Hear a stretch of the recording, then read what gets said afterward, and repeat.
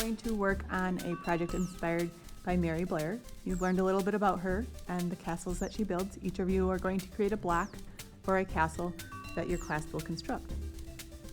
For this project, we want you to think about symmetry in your design. And a line of symmetry is a line that goes down or through a piece. And when you fold it on that piece, it would line up on the other side. So for instance, this one has a line of symmetry that goes vertical, a line of symmetry that goes horizontal, and a line of symmetry that also goes diagonal. So this one has 3 ways that it's symmetrical.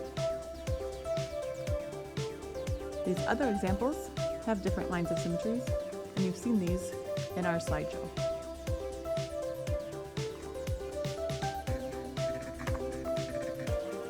To start the project, you're going to be given 4 pieces of paper, 3 colored squares and 1 white square, and then you are first going to decide which one you would like your background color. I would write my name on the back and my class code. I will not be cutting this square. Then I'm going to use my other pieces of paper and I'm going to cut them. Before you cut, it helps to make a fold so that you know where your line is when you want to cut. So if I was going to cut this green piece of paper into triangles, I could fold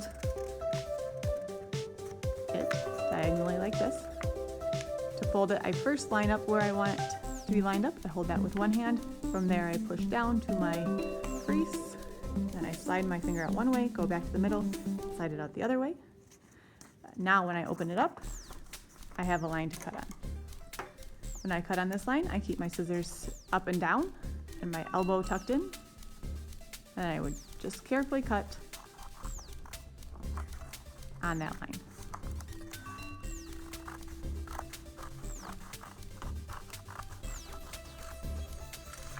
I could also incorporate circles.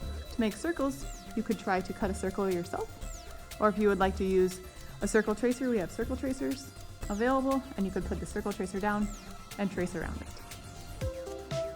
If I wanted to make a square, I could simply fold my paper in half, and that would give me a rectangle. And then I could cut there, and I could fold the paper in half again.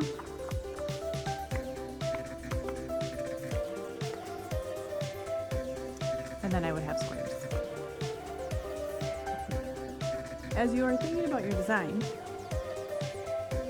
we would like you to incorporate geometric shapes. Geometric shapes are shapes that we taught in math class. They usually have straight sides except for half circles or circles or ovals. They're symmetrical. And then you can, if you'd like to, incorporate organic shapes. Organic shapes are shapes that we find in nature. So such as these teardrop shapes would be organic shapes. So when you are planning, you are going to first maybe start to cut pieces and decide where you want shapes to go. Lay it out and then glue it down. So again, if I wanted to make shape here, I would fold it and then cut on it.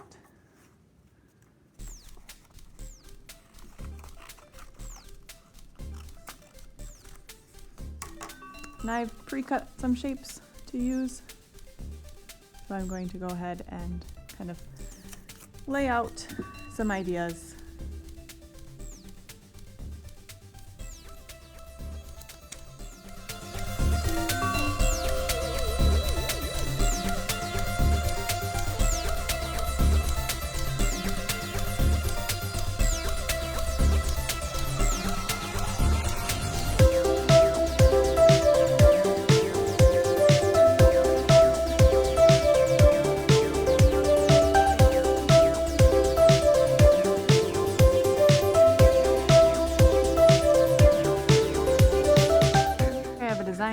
Laid out.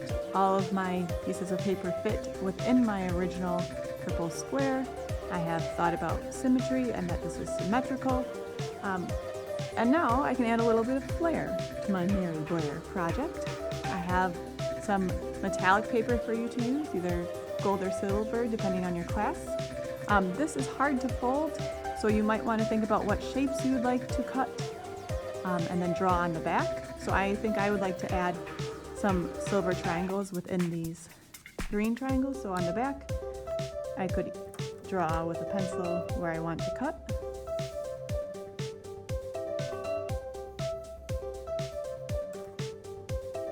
And then carefully cut. I can also use my eye, and I know I want 2 triangles, so I'd cut corner to corner. And then I could think about where I'd like those placed. Maybe they're gonna go side of here. Okay. And then I'd be ready to glue. Okay. So when I glue, I want to think about gluing using our dot dot, not a lot method. So my glue bottle would be closed. If I see the little white cap there, it might have dry glue on it that I could pick off. I can open it, the white little piece goes down in the glue bottle, and I can squeeze it, and either glue will come out or I'll hear it breathe. And then I'm going to dot dot, not a lot. And my glue is hard to come out, so I'm going to loosen this a little bit.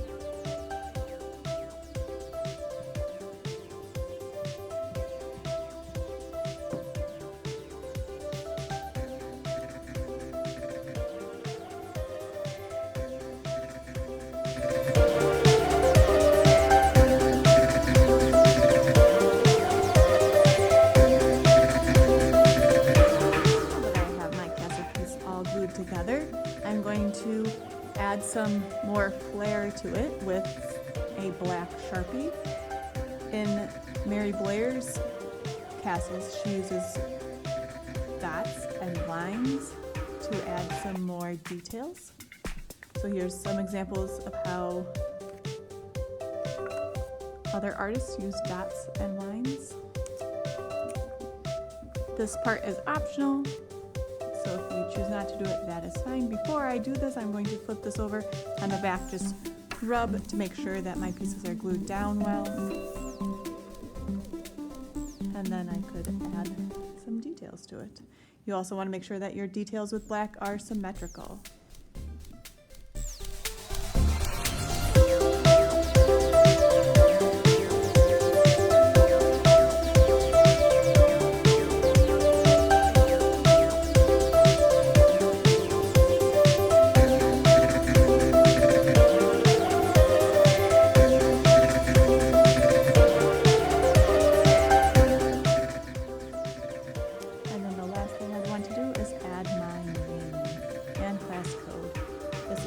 On the front, but we don't want to make it so big that it looks like the most important thing. And there, my piece is finished.